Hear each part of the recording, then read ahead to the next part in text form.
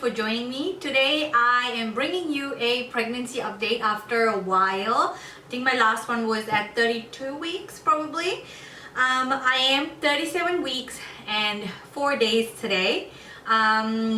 We're in full term, we're in all clear, and if I go into labor now or since this Monday, everything should be okay. So I thought there's a bit of an update to give you. Not much is happening actually, which is a great thing when it comes to the end of your pregnancy, because I remember with my son, these last couple of weeks were the most stressful days of my life, and that led to the cesarean eventually. And I truly hope that this time I'm much more relaxed and at peace with myself, although I have been struggling with my mental health a little bit. I will get into that soon, but I am hoping for a possible VBAC, and we'll see how things go.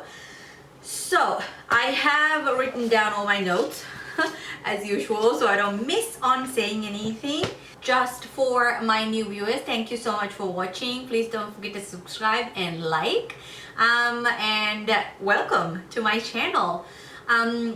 For those of you who don't know, I already have a almost 2.5-year-old son, and I have talked about that pregnancy also, the birth story and everything like that, so you can have a look at those. I will link them down below. And this is my second pregnancy, so we're very excited. We're expecting a baby girl this time, and I am a private patient, so I do have a private health insurance, and I go through, I'm going to a private hospital. I have been consulting with a private obstetrician. It is a little expensive, and it's definitely expensive if you don't have health insurance, but health insurance for pregnancy is very expensive. So it's still worth it to get that experience, in my opinion, although public system over here has nothing wrong with it. This is just my personal preference, and this is what I did for my son as well, so that's what I'm doing for my daughter.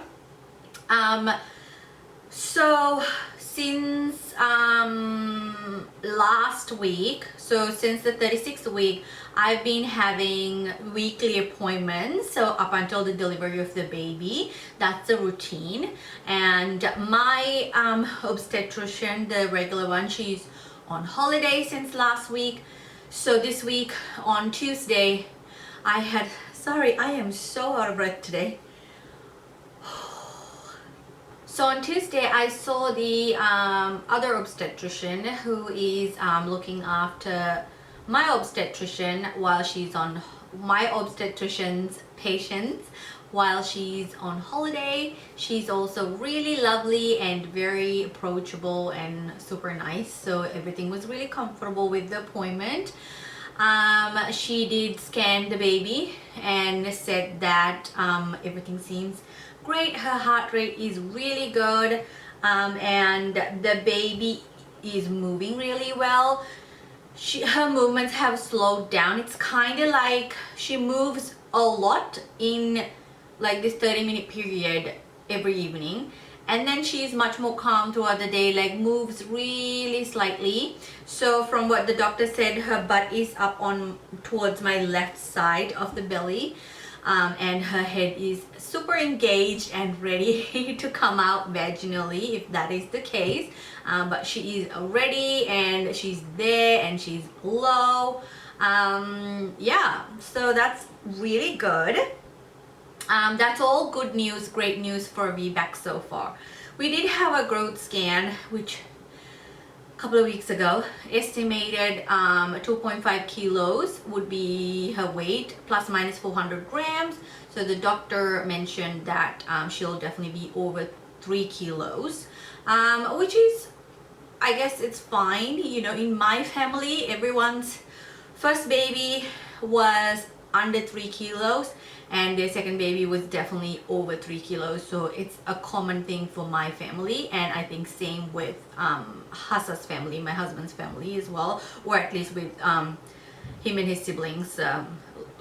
When his mom gave birth, that was the case also. So I kind of expected that anyway. Baby girl's in the 48th percentile, so she's an average baby, which is wonderful. I was worried that she's gonna be super large and I would be unable to have a better chance at a VBAC because I am very petite and I will not be able to deliver her vaginally, or the chance will reduce due to me having a cesarean the first time, and risk of uterine rupture and things like that. We don't want to get into any of those, you know, it's super risky and very messy, so trying to avoid that. What else? So my symptoms, obviously you can tell that I am so breathless. I have to stop every little bit when I'm talking, and my reflux have just shot up like nobody's business. It is crazy how bad it can be. It is I had to prop my pillows up, like I would sleep on like 3 pillows. It's a little better that way, and then sleep on my left side, which helps reflux kind of calm down. If I turn to my right side, it just flares back up again. So it's really hard because my left shoulder and arm is kind of bearing all the weight and it's hurting a lot. So I try to move a little bit, so I get no sleep at all. And the rest of it tablet that I was given, I don't know, it wasn't helping at all. So it does put me into a deeper sleep, which is good, but it also doesn't keep me asleep, you know, so it's not like Valium. And shortness of breath, obviously. I can stand for a little bit, and then you probably won't see this in my vlogs because I chop out every single thing. I like, you know, walk for a little bit and then I'm like, oh, holding my knees, just like trying to breathe, catch my breath. And then I'm walking again, and then I'm like, okay, edit that out, edit that out. So yeah, it's been really, really difficult. And yesterday we did go to the temple, so I think my outings are all done for now, and I just want to stay home and chill. The only place I do have to drive to is to drop my son off to daycare in the mornings, because my hubby works early shifts. He has taken on early shifts now to help me with the evening chores, and which is great. So palpitations, I did have a lot of palpitations, which has calmed right down, which is wonderful. And if I do feel like it's coming, all I have to do is put my compression socks and it just goes away. So that's pretty good. And I just don't have any energy at all. Like, I'll get up, boil some water to make a cuppa, and then by the time I'm like boil the water and then put my tea bag in, I'm done. I have to sit down, and then I'll just sit down and just, you know, get back up after the tea is brewed after a few minutes, and then make the tea and then go back, sit down. It's very like, my belly is really large. I'll show you at the end. So it's a lot of pressure, and you know, I'm breathless, and yeah, it's a lot. My pelvic girdle pain and the symphysis pubis dysfunction is gone away, not for good, but it's gone away for the most part. It comes when I do something, and when I felt the baby move, like baby's head move down, so kind of like I felt the pelvis kind of shift a little, and then after that I had the pubis pain, what is it, symphysis pubis pain for a couple of days. What I did was, as my physio recommended, I just kept putting ice on it morning and night, and after 2 days it kind of got better. So I am able to go for walks 20 minutes at a time. I was able to do 30 minutes, but I think that's me pushing it a little bit further. 20 minutes is the limit, and the next 10 minutes I'm just like dragging myself, which, you shouldn't push your limit when you're 37 weeks pregnant. I am able to do a little bit of exercises here and there. I will link down the exercises that I'm currently trying to do. Not very regular, not every day, definitely not every day. Whenever I do have a bit of energy, I try to put a workout in, and then after that I'm done for the day basically. It's yeah, it's kind of ridiculous. But exercise is what helps the baby move further down, and you don't want to do any exercise, nothing twisting, nothing laying down flat, like nothing like that. So I will link a couple of videos that I've tried, and they work wonders. So, but walking is a really good one if you don't want to get into exercise. Any of these things you shouldn't try without consulting your midwife or obstetrician. I have all clear from my obstetrician to go ahead and walk and work out and all of that stuff. So you should always do it under the guidance of your midwife or doctor. I have been contracting since last Wednesday. So if you saw, no, since I went to Costco, so probably a couple of weeks, I think. Yeah, since our Costco day I've been contracting, so 2 weeks I think. And it is very irregular. Like, I tried timing it and it's just, I think it's just prodromal labor. It's dragging, and I do feel like, you know, it is happening, but then it just goes away, you know. So this one particular night I thought for sure it was happening because I was contracting every 15 minutes, but it only lasted for like an hour and a half, and it kind of just stopped after that. It was very early morning, around 2:15 in the morning, and I was contracting until like 3:30, I would say, and then it kind of went away. So, you know, it wasn't much. It was really painful. My back was aching. I do know how normal labor pains are, so I can tell that, you know, oh, okay, this is not Braxton Hicks.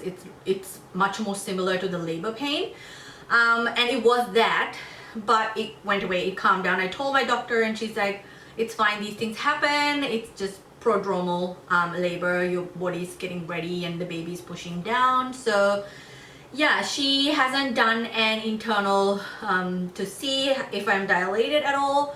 I think next week that might happen at 38 weeks, and she is able to do a bit of a stretch and sweep to get things started basically. So yeah, now this is a bit TMI, but for the past week I've been having very thick, creamy, super white discharge, which, as you know, it's normal. That's what's supposed to happen. And at one point I thought it was my mucus plug. It wasn't. It was just very thick, mucusy discharge, but it's not clear. It's super white and creamy. And I mentioned it to the doctor, and she's like, yeah, it's your body getting ready for labor, so that's normal, nothing to worry. Appetite, oh, super awful appetite. All I want to eat is junk food, ice cream, cookies, chocolates. I'm kind of over it now. This piece of hair is really annoying me. I'm kind of over chocolate. I just want to eat like cookies, brownies. What else? I've been really into wanting to eat like burgers, and I don't know. I just hate anything healthy at the moment. And you know what? It's the last few weeks of my pregnancy, so I've kind of given up on trying to eat healthy food. So all of a sudden I have an aversion to fish. I can't even cook it for my son because I'm just like, like I'm gonna throw up.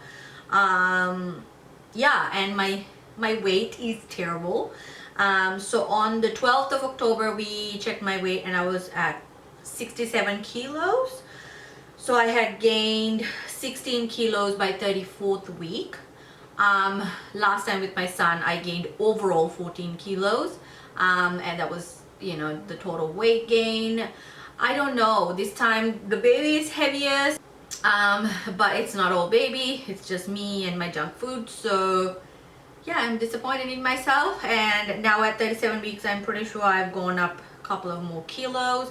I still haven't measured myself. So the obstetrics physician that I was seeing, we had a last appointment with her, and she did mention that do not go over 70 kilos, it'll be very hard for you, but what you gonna do? I gotta eat, and if I'm only able to eat junk food, that's what I'm gonna do. You know, I don't want to stay hungry.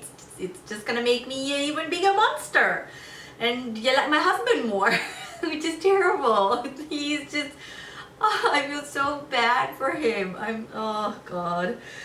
Anyway, my hospital bag is ready and all packed. I just had to grab like a few last minute things. I'll link it so you can see what I packed. I'm nesting like crazy. I want to clean up everything. If there's mess anywhere, I just get angry and I just try to clean, and I can't clean because I'm breathless and tired and I have no energy. So it's a real struggle right here. And the doctor did mention that there is a better chance for a VBAC, which is fantastic. And but you know, things could change until the last moment.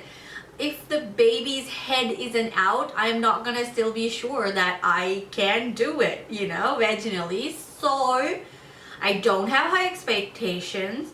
I'm just trying to be stress-free, calm, which is going to help for the labor to have a VBAC. So just trying to be calm and just see what's gonna happen. If I do end up with another cesarean, no big deal, you know. You just do what you gotta do, get the baby out, heal, and it'll be fine, you know. Yes, it's difficult, yes, it's painful. What isn't in life is difficult, you know. Like, you just gotta go through pain to get some gain. Yeah, and yesterday we did go to the temple. In our religion, we do prayer chantings a few weeks before the baby's due date, just so you know we're kind of at peace, and it's a blessing for the baby and for the mom to have a safe delivery. And the monk that was there, he gave me some advices on how to be calm, what kind of meditation I should be doing, and how to talk to the baby in a calming manner, and you know, like all these tips and tricks which are really helpful. And they're all religious based. I'm a Buddhist, so it's a Buddhist thing. And since yesterday I feel more at peace, because the last couple of weeks I was kind of stressing out. It's just that the horrible memories from my first pregnancy kind of came back to my mind, and I was questioning myself, and I was talking to my husband, crying, felt really depressed. And you know, my psychologist, she had said that I've made great progress, so we didn't schedule any appointments until after I've had the baby, like a postpartum check. So it was really kind of like worrying me, you know. But since yesterday, after going to the temple, and last night I meditated for about 30 minutes.